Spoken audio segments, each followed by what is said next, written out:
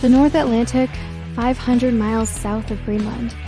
Just hours ago, his wolfpack, 6 submarines strong, had closed in on convoy ONS-5, 42 merchant ships, a prize of unimaginable value.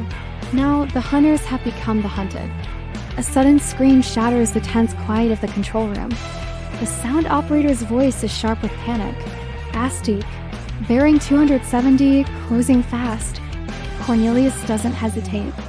He snaps the periscope down, his voice a bark of command. Crash dive! 180 meters Schnell. The submarine tilts violently. The roar of the engines fills the cramped space as the boat claws its way toward the crushing safety of the deep. Panic, raw and electric, ripples through the crew. Men stumble in the narrow passageways, their faces slick with sweat despite the freezing air. This isn't the war they were promised. Something has changed. The Allies have new weapons. The new escort carriers, the baby flat tops the British call Woolworth carriers, are the game changers. Above the waves, Grumman Avengers and Swordfish aircraft circle like vultures. Their new radar eyes can pierce their cloud cover in the black of night, stripping away the U-boat's greatest weapon, stealth. The era of the lone hunter stalking its prey in darkness is over. Suddenly, depth charges begin to rain down. These are not the random, hopeful patterns of 1941. These explosions are precise, coordinated, and utterly lethal. A destroyer, HM's Vedette, has found them. It unleashes a full salvo from its Hedgehog mortar. 24 bombs arc through the water, a pattern of certain death. One detonates directly beneath U-230's stern. The explosion is deafening, a physical hammer blow that crumples the submarine's pressure hull. The lights shatter, plunging the interior into chaos. Men are hurled against valves and pipes like rag dolls. The immense pressure ruptures eardrums, and blood streams from their ears. Over the cacophony of groaning metal and screaming men, Cornelius claws his way back to the control room. He shouts, his voice raw, "Blow all tanks! Surface or we die!" The U-boat, mortally wounded, surges upward. Half flooded and trailing a slick of oil and air bubbles, it breaks the surface like a dying whale.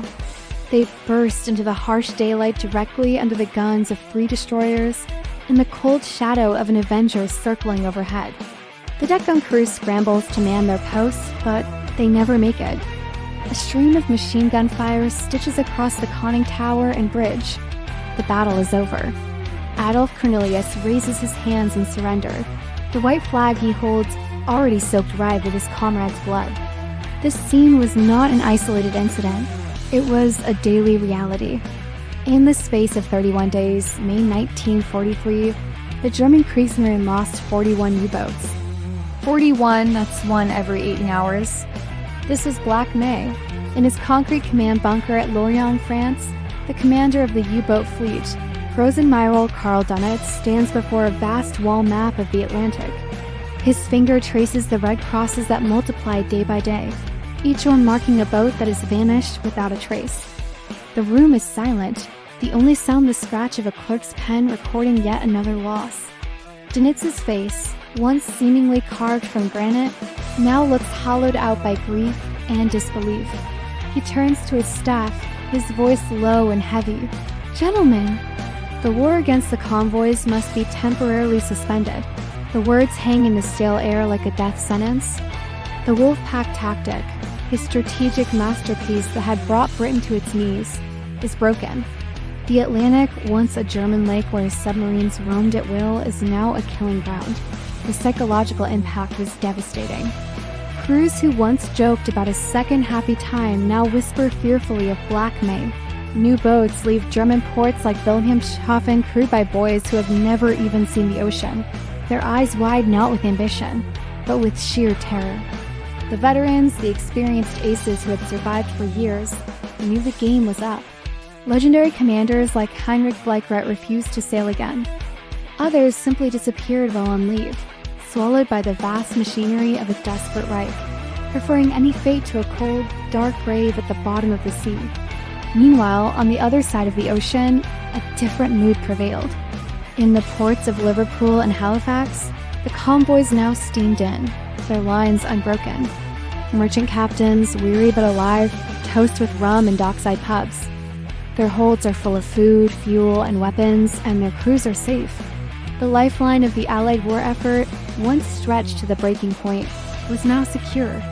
Deep within the Admiralty's underground plotting rooms in London, run officers push small wooden ship models across the massive chart table. They smile as the red symbols representing U-boats thin out week by week, then day by day. A complex web of intelligence, technology, and sheer bravery had turned the tide. In a Canadian interrogation hut, a young German submariner, a survivor from the sunken U-192, stares at a map on the wall.